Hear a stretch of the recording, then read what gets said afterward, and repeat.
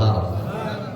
তাহলে আল্লাহর ভয় যার ভিতরে আছে সে কখনো অন্যায় করতে পারে না। পৃথিবীর কেউ যদি নাও দেখেন, কে দেখে? এই সকলে বলুন, কে দেখে? আল্লাহ দেখেন। কেননা তার ভিতরে কি আছে? আল্লাহর ভয় আছে।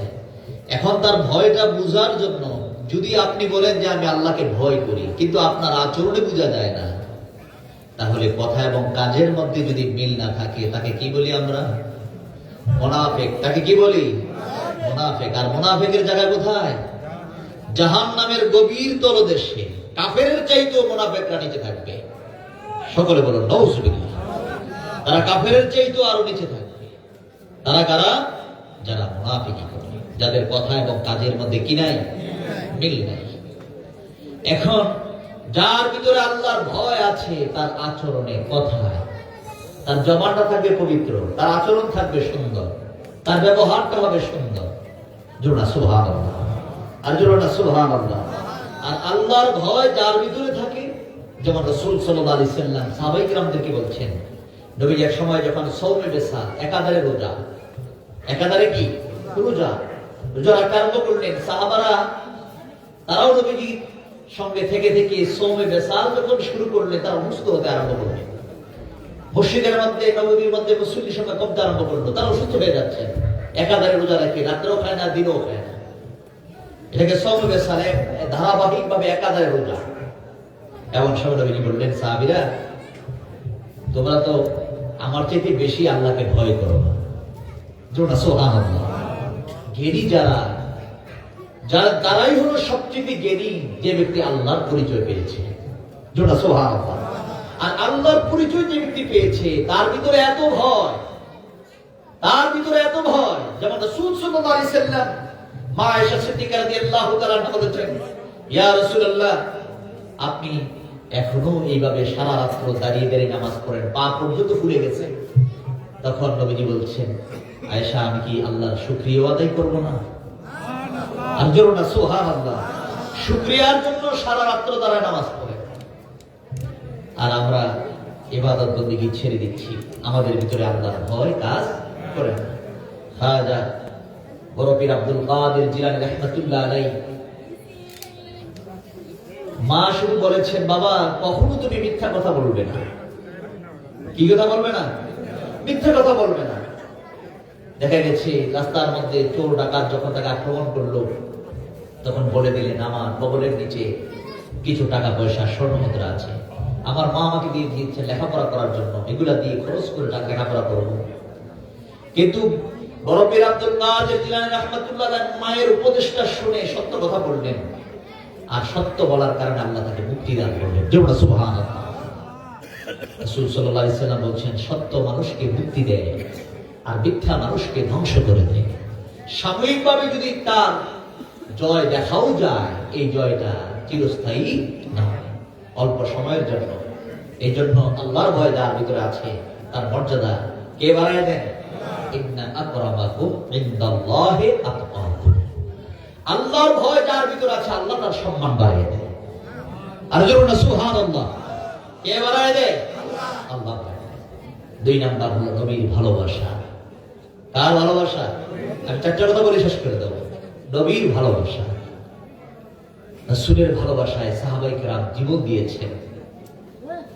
উহুদের যুদ্ধে নবীজির যখন দান্দান মোবারক শহীদ হলো, রাসূল সাল্লাল্লাহু আলাইহি সাল্লামের লোহার হেলমেট কপালের মধ্যে ছিল, লোহার হেলমেট মাথার মধ্যে ছিল, কিন্তু লোহার হেলমেট পরে গিয়ে কপাল ভেঙে কপালের ভিতরে লোহার বলল, তীর যখন ঢুকে গেছে, নবীজি রক্তাক্ত হয়ে জমিনের মধ্যে যখন পড়ে গেছেন, হামাগুড়ি নবীজি উহুদের গর্তের ভিতরে ঢুকে গেছেন, কিন্তু নবীজিকে সাহাবায়ে কেরাম দেখে না।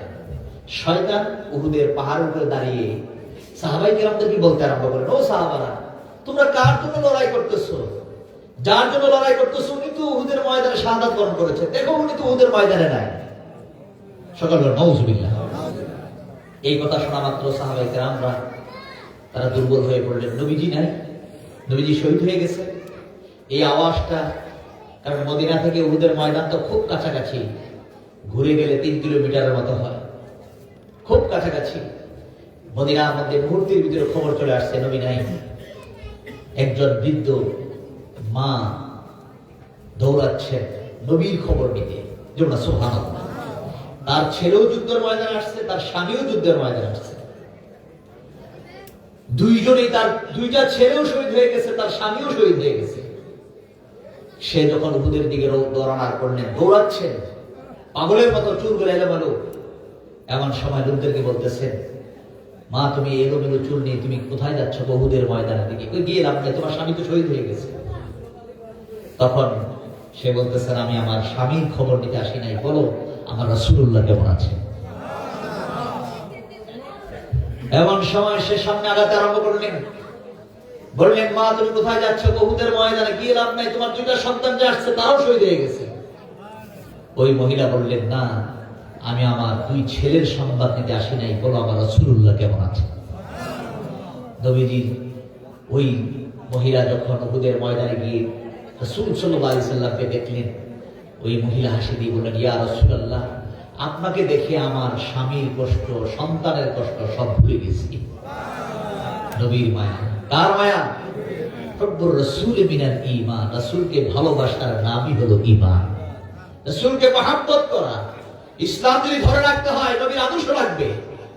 ইসলাম যদি ধরে রাখতে হয়, ইসলাম ধরে রাখতে হলে আল্লাহ পাক কোরআনে বলছেন, লাকাদ কানা লাকুম ফি রাসূলিল্লাহি উসওয়াতুন হাসানাহ। নবীর আদর্শ ছাড়া তুমি কখনো কল্যাণ পাবে না, হাসানা পাবে না। তাহলে আল্লাহ রাসূলের আদর্শ ধরে রাখতে হবে। আর রাসূলের আদর্শ, রাসূলের ভালোবাসা, রাসূলের আনুগত্য যার মধ্যে থাকবে, আল্লাহ তাকে ভালোবাসবে, আল্লাহ তাকে মহব্বত করবে, আল্লাহ তার জীবনের সব গুনাহ মাফ করে দিবে। জোরে বলো সুবহানাল্লাহ। এর কয়টা পাই না? দুইটা। একটা হলো আল্লাহর ভয়, দুই নাম্বার কি? নবীর ভালোবাসা। দুই নাম্বার কি? নবীর কি? আল্লাহ কোরআনের মধ্যে বলছে, আতিউল্লাহ ওয়া আতিউর রাসূল। আল্লাহর আনুগত্য যেমন ফরজ, আমার নবীর আনুগত্য করাও তেমন ফরজ। রাসূলের আনুগত্য করা কি? রাসূলের আনুগত্য করা কি? নবী তো নিজের থেকে বানিয়ে কথা বলেন না, যা বলেছেন কার কথা? আল্লাহর কথা। রাসূল সাল্লাল্লাহু আলাইহি ওয়াসাল্লাম কি বানায় বানায় কোন কথা বলছেন? তাহলে আল্লাহ পাক বলছেন, আতিউল্লাহ ওয়া আতিউর রাসূল। আল্লাহর আনুগত্য, আমার রাসূলের আনুগত্য।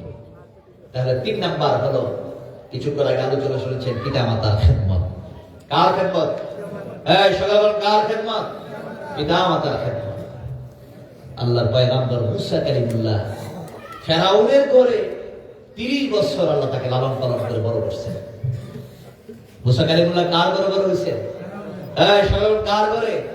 যে ফেরাউনের বই মুসা কালিমুল্লাহকে বাক্স বানাইয়া নদীর মধ্যে বাসায় দিচ্ছেন। আর আল্লাহ ওই বাক্সকে ফেরাউনের রাজপ্রাসাদের দরজার মধ্যে ওই বাক্স নিয়ে পৌঁছায় দিয়েছেন। আর ওই ঘরের মধ্যে, ফেরাউনের ঘরের মধ্যে আল্লাহ পাক মুসা কালিমুল্লাহকে 30 বছর লালন পালন করে বড় করলেন। আর জন্য না সুবহানাল্লাহ। 30 বছর পরে ঘটনাক্রমে কিপ্তি বংশের একজনকে হত্যা করা হলো। তারপরে তিনি মিশর ছেড়ে মাদায়েন নগরে চলে গেলেন। সেখান থেকে আবার 10 বছর পরে যখন মিশরে আসলেন, আল্লাহ ডাক দিয়ে বললেন, মুসা ফেরাউনের কাছে ইসলামের দাওয়াত দাও। তখন মুসা কালিমুল্লাহ বলতেছেন, আল্লাহ আমার তো একটু ভয় লাগে, আমার ভাই হারুন আলাইহিস সালামকে, হারুনকে যদি নবী বানাই দিতেন তাহলে দুইজনে মিলে তার কাছে যে দাওয়াতটা দিতাম। আর যেমন না সুবহানাল্লাহ। আল্লাহ পাক হারুন আলাইহিস সালামকে, মুসা আলাইহিস সালামকে ডাক দিয়ে বলছেন, মুসা আমি তো হারুনকে নবী বানাই দিছি, যাও তোমরা দুইজনে গিয়ে ফেরাউনকে ইসলামের দাওয়াত দাও। যখন ফেরাউনকে দাওয়াত দিতে গেছেন, আল্লাহ ডাক দিয়ে বলছেন, শোনো তুমি কিন্তু ফেরাউনের সাথে খারাপ ব্যবহার করতে পারবে না। বললেন, আমি কিভাবে দাওয়াত দেব? আন্তরিকতার সঙ্গে আমার দাওয়াতটা পৌঁছাবে, কিন্তু তার সঙ্গে এমন আচরণ করবে না যে আচরণের কারণে তার মনে কি হয়? কষ্ট হয়। কেননা সে তোমাকে একদিন দুই দিন নয়, কয় বছর? 30 বছর তোমাকে লালন পালন করে বড় করেছে। এখন আমরা তো ইতিহাস অনেক জানি, কিন্তু মুসা কালিমুল্লাহ ফেরাউনের সঙ্গে খারাপ ব্যবহার করেন নাই। ফেরাউন মুসা কালিমুল্লাহকে আক্রমণ করার জন্য বাসার চতুর্দিকে সাপ, বিচ্ছু, বাঘ, ভাল্লুক সব রাখছেন। এখন মুসা কালিমুল্লাহ যখন ঢুকতেছেন, বাঘ, ভাল্লুক সব খালি পলাইতেছে, সব কি পলায় যায়। কি ব্যাপার? ব্যাপারটা কি? এদিকে অনেক ঘটনা ঘটে যাওয়ার পরে এমন সময় ফেরাউন বললেন, মুসা তোমার যে একটা পাওয়ার আছে, কি পাওয়ার আছে আমার একটু দেখাও না দেখি। দেখতে চাইছে মুসা আলাইহিস সালাম আছে যে ফেরাউন কি চেয়েছে, দেখতেছে তোমার পাওয়ারটা দেখি। এমন সময় আল্লাহ ডাক দিয়ে বলছেন, মুসা চিন্তা করো না, এখন সুযোগ, তোমার হাতে লাঠি ছাড়ো, আমি সাপ বানাই দেব। আর জন্য না সুবহানাল্লাহ, সাপ বানাই দিছে। লাঠি ছাড়ছেন, দেখেন বিশাল, তার রাস প্রসাদটা যত বড়, সাপের মুখ তত বড়। জমিন থেকে রাস্তা উঁচু যত, সাপের মুখ চোয়াল এত বড় হয়ে গেছে। শ্বাস টান দিছে, তার বাঘ ভাল্লুক সাপ কিছু যা আছে শ্বাস টানের সাথে সব ভিতরে দিয়ে ঢুকছে, ভয়ে অস্থির হয়ে গেছে। আল্লাহ পাক দেখেন মুসা কালিমুল্লাহ কিন্তু নিজে ছাড়েন নাই, চাইছে ফেরাউন দেখি তোমার পাওয়ারটা কি দেখি, পাওয়ারটা চাইছে। মুসা কালিমুল্লাহ ছাড়ছেন, পাওয়ার হুশ নাই, এখন আর কি নাই, হুশ নাই।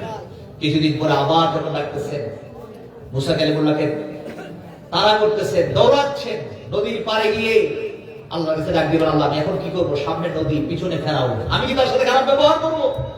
আল্লাহ বললেন, না, খারাপ ব্যবহার করা দরকার নাই, আপনার হাতের লাঠি দিয়ে পানির মধ্যে আঘাত করেন, আমি পানির ভিতরে রাস্তা করে দেবো। আর জোরে না সুবহানাল্লাহ। পানির ভিতরে কি হয়ে গেছে, রাস্তা হয়ে গেছে, পানির ভিতরে রাস্তা। দেখেন দুই দিকে পানি দাঁড়ায় গেছে, মাঝখানে রাস্তা শুকিয়ে গেছে, 13টা রাস্তা, একটা দুইটা না, কয়টা? কেউ বলছে 12টা, কেউ বলছে 13টা রাস্তা হয়ে গেছে। ওই রাস্তা দিয়া মুসা কালিমুল্লাহ তার সঙ্গীদেরকে নিয়ে চলে যাচ্ছেন। ফেরাউন নদীর পাড়ে এসে দেখে, কি কোথায় গেল, সামনে নদী।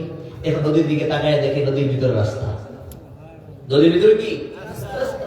এই রাস্তার মধ্যে ফেরাউন যখন নদীর পাড়ে, মুসা কালিমুল্লাহ তখন নদীর মাঝখানে। ফেরাউন যখন নদীর মাঝখানে, মুসা কালিমুল্লাহ নদীর ওই পাড়ে। আর যেও না সুবহানাল্লাহ। ওই সময় আল্লাহ পাক আবার পানিকে হুকুম করলেন, পানি যাও, তোমার মতো তুমি কাজ করতে থাকো। ফেরাউন ওই পানির মধ্যে ডুবে মরে গেল। কিন্তু আল্লাহ পাক ফেরাউনের লাশ এখনো রাখলেন, বুঝাই দিলেন, দেখো আমি কি পারি। কে পারেন? কিন্তু মুসা কালিমুল্লাহ তো ফেরাউনের সাথে খারাপ ব্যবহার করেন নাই, কিন্তু আল্লাহ তো বিচার করছেন। কে বিচার করেছেন? এই জন্য পিতামাতার সাথে ভালো ব্যবহার। রাসূল সাল্লাল্লাহু আলাইহি সাল্লাম বলছেন, তুমি তোমার পিতামাতার সঙ্গে উত্তম ব্যবহার করো। উফি ওয়ালা তানহারহুমা, তোমার ব্যবহারের কারণে তোমার পিতামাতা যেন আহ শব্দগুলা বের না করে। তারা যদি বের করে ফেলে, তোমার সমস্ত আমলগুলো আল্লাহ বরবাদ করে দিবেন। মৃত্যুর সময় আপনার ঈমান নসিব হবে না, জবান দিয়ে কালিমা বের হবে না। হাজার চেষ্টা করতে পারবেন, তালকিন দেওয়া যাবে, কিন্তু আপনার জবান থেকে কালিমা কি হবে না, বের হবে না। তাহলে কয়টা হইল? 3টা। আল্লাহর ভয়, নবীর ভালোবাসা, পিতা মাতার খেদমত। আর আল্লাহ কোরআনের মধ্যে বলছেন, ইয়া আইয়ুহাল্লাযীনা আমানুত্তাকুল্লাহ, হে ঈমানদারেরা তোমরা আল্লাহকে ভয় করো, ওয়া কুনু মা'আস সাদিকিন, সত্যবাদী যারা তাদের সঙ্গী হও, ভালো মানুষের সঙ্গী হও, হক্কানি আল্লাহ ওয়ালাদের সুহবতে যাও, তাদের সংস্পর্শে থাকো। ওয়া কুনু মা'আর রাকিঈন, তুমি রুকুকারীদের সঙ্গী হও, সিজদাকারীদের সঙ্গী হও, নামাজি মানুষের সঙ্গী হও, ভালো মানুষের সঙ্গী হও, তাহলে দুনিয়াতেও না আখিরাতেও না। কটা হইল? এই 4টা ঠিক, দুনিয়াতেও শান্তি, আখিরাতেও শান্তি। আল্লাহ আমাদেরকে কবুল করুন। আমরা সকলে বলি আল্লাহুম্মা আমিন। আরেকবার বলি আল্লাহুম্মা আমিন। যা হোক, আল্লাহর বিশেষ করে আল্লাহর ওলিদের শানে অনেক আলোচনা হয়েছে। আল্লাহ যেন আমাদের সকলকে বুঝার মতো, বিশ্বাস রাখার মতো আল্লাহ যেন তৌফিক দান করেন। আমরা সকলে বলি আল্লাহুম্মা আমিন। এই দুনিয়ার জমিনটা অল্প সময়, আমাদের প্রত্যেকেরই আমলনামায় গুনাহ আছে। এবং আমলনামা কি আছে? গুনাহ আছে। সকলে চলুন তওবার খেয়ালে আমরা সকলে একটু চক্ষুটা বন্ধ করে, রাসূল সাল্লাল্লাহু আলাইহি সাল্লাম বলেছেন, বান্দা যখন হাতের দ্বারা, পায়ের দ্বারা, চোখের দ্বারা, অঙ্গ প্রত্যঙ্গের দ্বারা গুনাহ করে, এই গুনাহটা হাতে পায়ে থাকে না, এটা কালবের মধ্যে পড়ে যায়। এইভাবে কালবের মধ্যে পড়তে পড়তে কলবটা অসুস্থ হয়ে যায়। কোরআনের মধ্যে সূরা বাকারার মধ্যে আল্লাহ পাক বলেছেন, ফি কুলুবিহিম মারাদুন ফাযাদাহুমুল্লাহু মারাদা। এই কালবের রোগটা যখন কালবের মধ্যে রোগ হয়ে যায়, কালব যখন মারিদ অসুস্থ হয়ে যায়, এই রোগটা শুধু কালবে থাকে না, পুরো বডির মধ্যে ছড়ায় যায়। তখন সে হাতের দ্বারা, পায়ের দ্বারা, চোখের দ্বারা, অঙ্গ প্রত্যঙ্গের দ্বারা গুনাহ করতে থাকে। তখন তার কাছে গুনাহ করতেই ভালো লাগে, ভালো কাজগুলো আর কি লাগে না, ভালো লাগে না। চলুন তওবার খেয়ালে আমার সঙ্গে একটু তওবার খেয়ালে পড়ুন, আস্তাগফিরুল্লাহ রাব্বি মিন কুল্লি যামবিন ওয়া আতুবু ইলাইহি লা حول ولا قوة إلا بالله العلي العظيم الله দরবারে বিনয় বিনয় কান্দে ডাকেন আল্লাহ আল্লাহ আমার মতো গুনাহগার আর কেহ নাই নফসের তাড়নায় শয়তানের দোকায় বন্ধু বান্ধবদের সঙ্গে মিলেমিশে আমরা জীবনে কত গুনাহ করছি যেই গুনার খবর আব্বা জানে না আম্মা জানে না ছেলে জানে না মেয়ে জানে না পাড়া প্রতিবেশীরা জানে না আপনার তো জানার বাকি নাই আজকে গভীর রাত্রিতে এই গ্রামবাসী এলাকাবাসীদেরকে লইয়া এমন একটা সুন্দর মাহফিলে বসে গেছি আল্লাহ আমার জীবনের গুনাহ মাফ করিয়া দাও আল্লাহ আমার বাকি জীবনে গুনাহ করব না একটু খেয়াল করে দেখেন না আজকে যদি আপনার মৃত্যু হইয়া যায় আজকে যদি আপনার মরণের ডাক আসিয়া যায় আপনি কি জান্নাতি না জাহান্নামী খেয়াল করে দেখেন না আপনি চিন্তা করতেছেন এখন আপনার মৃত্যুর সময় হয় নাই কোন সময় জানি রে কোন অবস্থায় আপনার আবার মৃত্যুর ডাক আসিয়া যায় গত 2 দিন আগে একটা খবর দেখলাম একটা বাসটা পানির মধ্যে ফেরির মধ্যে উঠতে গিয়া বাসটা পানির মধ্যে ডুবে গেছে ওই মানুষগুলা তো জানতো না এইভাবে তাদের মৃত্যু হবে তারা তো বড় আশা নিয়ে যার যার জায়গায় বেড়াইতে অথবা কোনো জায়গায় তাদের যাতায়াতের জন্য চলাফেরা করার জন্য বের হয়েছিল রাস্তার মধ্যে এইভাবে তাদের মৃত্যু হয়ে যাবে তারা তো কেউ জানতো না চোখের পানি ফেলায় কান্দ ডাক দিয়ে বলল আল্লাহ জানি না কোন সময় জানি মালাকুল মউত আজরাইল ঘরের দরজায় হাজির হইয়া যায় কোন সময় জানি রে তোমার গায়ের জামা কাপড় গুলা খুইলা মার্কিনের কাপড় পরাইয়া এদিমের মতো কবর দেশে নিয়ে যায় চোখের পানি পালায়া কান্দে নবীজি ফরমান বান্দা যখন চোখের পানি পালায়া কান্দে চোখ থেকে পানিটা বের হইয়া গালে আসার আগে আল্লাহ তার গুনাহ মাফ করিয়া দেয় আল্লাহর মতো ক্ষমাশীল আল্লাহর মতো মায়াশীল আর কেউ নাই আদর করে মায়া করে ডাক দেন গফুরুর রহিম নাম তোমার আল্লাহ ও আল্লাহ আল্লাহ সামিউন বাসির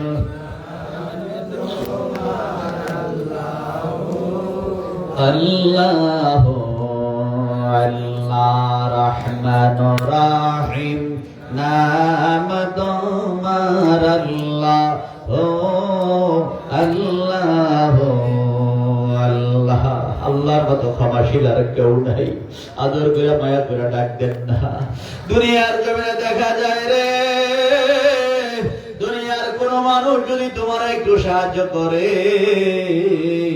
তুমি যদি তার ডাকে সাড়া না দাও সে তোমার সঙ্গে রাগ করে গুসা করে কিন্তু আল্লাহ বলেন বান্দারে তোরে আদর করে মায়া কইরা আমি সৃষ্টির সেরা করে জমিনে পাঠাইলাম তোর জন্য আমি রিজিকের ব্যবস্থা করলাম তোকে আমি এত নিয়ামত দিলাম এরপরও তুমি আমাকে আল্লাহ কইয়া ডাক দাও না তোমার এখন মৃত্যুর সময় হয়ে গেছে হসপিটালে নেওয়ার পরে ডাক্তার বলে এই রোগী আর রাখা যাবে না এই রোগী কিছুক্ষণের মধ্যেই কয়েকদিনের মধ্যে মৃত্যুর সুরে ধরে পড়বে এখন তুমি মৃত্যুর গণনা প্রহর গন্তেছ তোমার আপনজনেরা তোমাকে বিদায় দেওয়ার জন্য অপেক্ষা করতেছে ওই সময় তোমার ভিতরে এত অসহায় তুমি যদি ওই সময় আল্লাহ কইয়া ডাক দাও আল্লাহ বল বান্দারে আমি তখনও তোমারে আমি ফিরাইয়া দেই না আমি যদি ফিরাইয়া দেই তুমি কার কাছে যাইবা যাওয়ার মতো তো রাস্তা নাই যাওয়ার মতো তো আর কেউ নাই ওই সময় যদি তুমি আমাকে আল্লাহ কইয়া ডাক দাও ডাকটা দিতে দেরি রে আমি আল্লাহ ক্ষমা করতে দেরি করি না আল্লাহ বল বান্দারে লা তাকনাতু মির রাহমাতিল্লাহ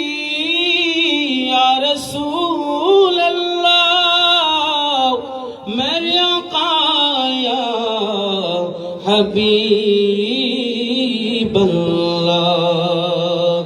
তুমি যে নূরের নবী নিখিলের ধ্যানের ছবি তুমি না এলে দুনিয়ায় আধারে ডুবি তো সবই ইয়া নবী সালাম আলাইকা ইয়া রাসূল সালাম আলাইকা ইয়া হাবিব সালাম আলাইকা সালাওয়াতুল্লাহ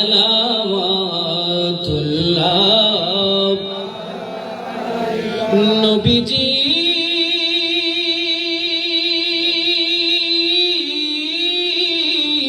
অগমতের কান্ডারি নবী ইয়া রাসূলুল্লাহ কেমন জানি মক্কা মদিনা কেমন জানি আপনারি রোজা সাধনা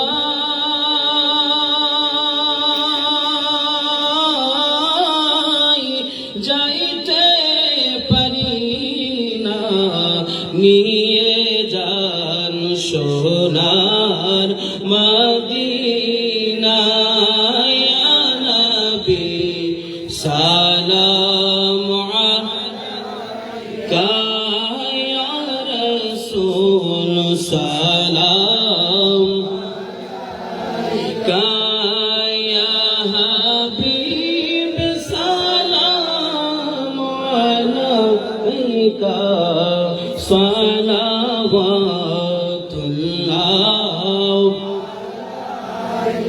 সাইয়্যিদি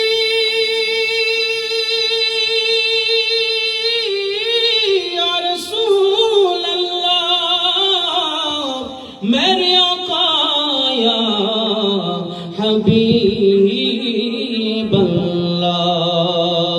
রওজা से पर्दा उठा दो शिकले रानी दिखा दो साथ साथ ये आवाज सुना दो दिल के अर्जो मिठा दो या नबी सलाम आलैका या रसूल सलाम आलैका या हबीब सलाम आलैका सलावतुल्लाह بلغ العلا بكماله كشف الدجى بجماله السنة جميع خصاله صلى الله عليه وآله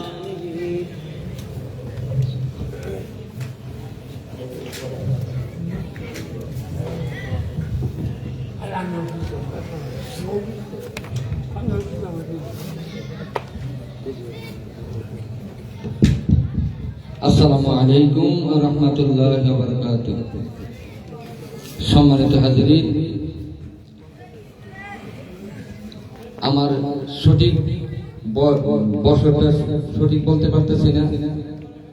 এই মাহফিলটার মধ্যে আমি আপনাদের এই সমাজ থেকে এই মহল্লা থেকে যথেষ্ট কষ্ট করতে চেষ্টা করছি। আমার হাতে একটি মরহুম আব্দুর রহিমুল সাহেব, উনি যে আসলে এইভাবে আমাদের ছেড়ে চলে যাবেন তখন আমি বুঝতেছিলাম না। ওনার হায়াতটা শেষ হয়ে গেছে। এর পূর্বে উনি আমাকে এমন একটা দায়িত্ব দিয়েছে, এই মাজার কমিটির সেক্রেটারি দায়িত্ব আমরা দিয়ে বলছে, ভাই তোমার দ্বারা সম্ভব এটা করা, আমি তোমার সহযোগিতা করলাম, তুমি বুঝতে না। আমি বললাম যে না পারতাম। তারপরে আমি এই দায়িত্ব পালন করতে গিয়ে আসি, আমি যথেষ্ট ত্রুটিযুক্ত অবস্থা আছি। আমি আজকে 10 মিনিট যাবত অসুস্থ। আমি আমার সত্ত্বেও পীর সাহেবের কাছে দোয়া চাই, আপনাদের সকলের কাছে ক্ষমা চাই। আমি একটা ক্ষমা চাওয়ার মতো সুযোগ পেয়েছি। আমি 22 সালে আমার মরহুম কামলা দরবার শরীফের আমার পীর মুর্শিদ কেবলার সাথে আমি উমরা করেছিলাম মক্কা মদিনাতে। এরপরে আমি আজকে 10টা মাস যাবত এমন অসুস্থ, আপনাদের সামনে দাঁড়ায় মাইক নিয়ে কথা কোনো শক্তি ছিল না আমার। আমি মসজিদ যেতে পারছি না, আসতে পারছি না, বাজার যেতে পারছি না, বহুত কষ্ট হচ্ছে। এরপরে এই বছরও মাহফিলের জন্য আমার ফ্যামিলি থেকে ছেলেরা থেকে সম্পূর্ণ নিষেধ, কারোর সাথে জোরে কথা কওয়া কাজে করতে যাবো। তারপর কালকে আমি মাইকিং পর্যন্ত করছি, মনটা বুঝাইতে পারছি না এই মাহফিলের জন্য কিভাবে খেদমত করলে যে আমি আল্লাহর কাছে লাভবান নিতে পারবো, বলি আল্লাহদের ন্যাক নজর থাকবে আমার উপর।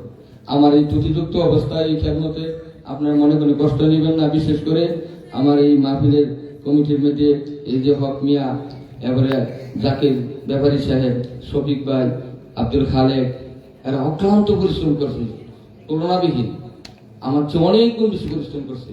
আর এই মাহফিলটার শুরু থেকে আপনাদের অনেক খেদমত আছে, মাহফিলের মধ্যে সাহায্য সহতা আছে, আপনাদের অনেকের কাছে টাকা আপনারা দিয়ে সহযোগিতা করছেন, আমরা যেন নিজেরা দিতে পারছি না। এই তাবারকের উসিলা, এই মাইকিং, এই পোস্টার, বিভিন্ন কিছু নিয়ে ওদের হাতিয়ে নিয়ে আপনারা যথেষ্ট সহযোগিতা করছেন। আপনাদের সকলের কাছে ক্ষমা চাই, আমি হাত ধরে ক্ষমা চাই।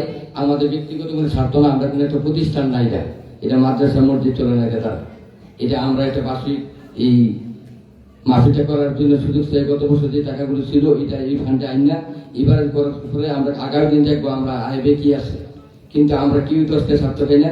আমি নিজেও তাদের হাতে আমি কিছু আজকে সকালে নিচে কিছু দিয়ে শরীর কৃষি অল্প কিছু দিয়ে আমি আপনাদের ক্ষমা চাই। আমার এই ত্রুটিগুলো ক্ষমা করবে। আমার দুটো ছেলেকে আল্লাহ আপনাদের এই 8 দিনের খেদমতের জন্য আল্লাহ কবুল করছে, তাদের দিকে নিয়ে থাকবেন। জানি না আমার আগামী বছর এই মাহফিল আমি লিখে দিতে পারি কিনা। আর বিশেষ করে আপনাদের সকলের কাছে সকলের কাছে অনুরোধ, যে যেখানে আছেন মাইকেরা যারা শুনতে পারতেছেন, আমরা পর্যাপ্ত পরিমাণ তাবারকের ব্যবস্থা করছি। এই তাবারকগুলো সবাই সুশৃঙ্খল ভাবে আপনারা নিয়ে যাবেন, কোনো আল্লাহ করবেন না। যারা আছেন আশেপাশে যারা আছেন তারাও দোয়াতে শরীরে তাবারক নিয়ে যান। আমরা খুশি হব আপনাদের হাতে তাবারকটা বুঝাইতে পারলে। আমার তৌফিক ইল্লা বিল্লাহ। আসসালামু আলাইকুম ওয়া রাহমাতুল্লাহি ওয়া বারাকাতুহু।